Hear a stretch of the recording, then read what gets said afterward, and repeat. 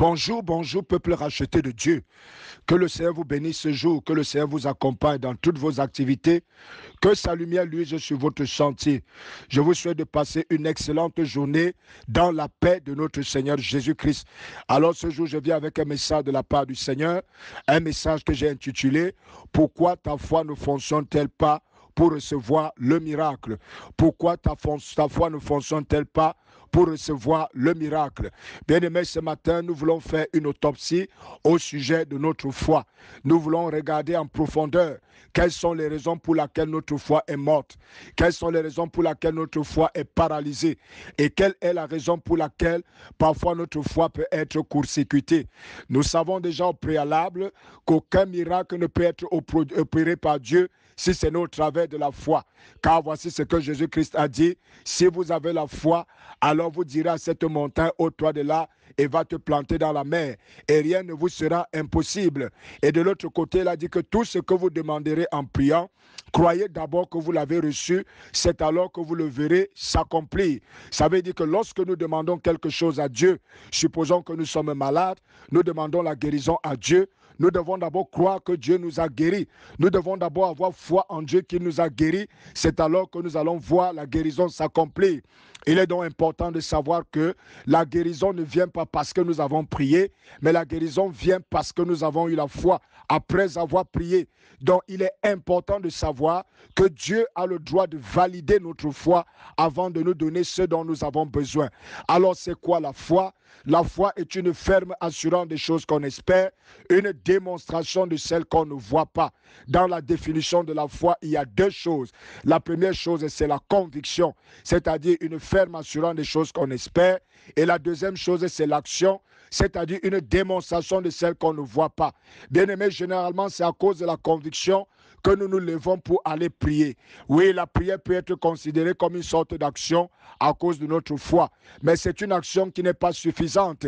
Bien aimé, lorsque nous terminons de prier, d'après les paroles du Seigneur Jésus-Christ, nous devons croire que nous avons été guéris. Nous devons croire que nous avons été exaucés. Nous devons croire que notre problème a déjà été résolu. Cela voudrait dire que si nous ne croyons pas, si nous n'avons donc pas cette foi valide en nous, le Seigneur ne pourra pas nous accorder ce dont nous avons besoin. Mais ce matin, je voudrais faire une analyse profonde pour nous poser la question de savoir pourquoi il nous arrive souvent de nous lancer dans la prière avec beaucoup d'hardiesse et à la fin ne rien recevoir et nous retrouver dans la maladie et nous retrouver dans le même problème, peut-être encore plus grave qu'avant. Bien-aimé, la faute est à notre foi. Bien-aimé, notre foi a été court-circuitée quelque part. Et ce matin, je voudrais dénoncer un terrible ennemi de notre foi. Et ce terrible ennemi que je vais dénoncer ce matin, c'est la peur. Alléluia. Je vais nous amener dans la parole de Dieu. Et je nous parlerai de cette histoire.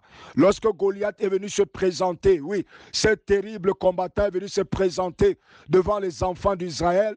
La Bible dit qu'à la vue de Goliath, tout le monde a eu peur. Tous les enfants d'Israël se sont réfugiés dans leur camp. La Bible dit qu'ils l'ont fait parce qu'ils regardaient à Goliath. Ils avaient contemplé la puissance de Goliath. Ils avaient même fait une description détaillée de la personne de Goliath. Mais voici lorsque David est arrivé, David n'a pas regardé à Goliath, mais David a regardé à l'Éternel. Et c'est pour cela qu'il a eu la foi et il a vaincu Goliath. Alléluia. Bien-aimé, je vais t'annoncer une chose ce matin et c'est une révélation.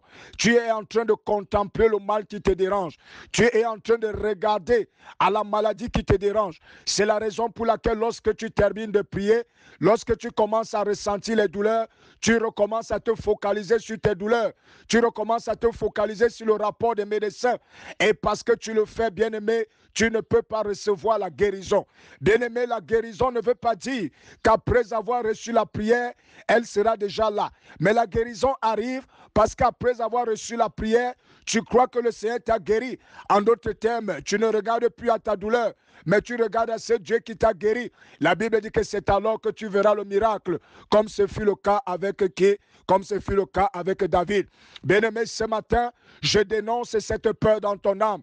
Cette peur qui fait que lorsque tu as terminé de prier, tu es obligé de fuir pour aller te réfugier dans les médicaments. Tu es obligé de fuir pour aller te réfugier vers des solutions temporaires. Lorsque tu as terminé de prier, Tu es obligé de fuir pour aller te réfugier auprès des hommes parce que tu as peur de ce que cette situation est capable de te faire. Ce matin, je t'exhorte de cesser de regarder à ce Goliath, de cesser à regarder à cette laideur de ce Goliath, de la force de ce Goliath, mais de savoir que l'Éternel est plus puissant que Goliath. Et ce matin, je dénonce cette peur. Et par la puissance du Saint-Esprit, à l'unisson avec moi, demande au Seigneur de t'en délivrer ce matin. Au nom puissant du Seigneur Jésus-Christ, reçois cette délivrance, que ta foi soit libre pour recevoir le miracle. Shalom, shalom, shalom.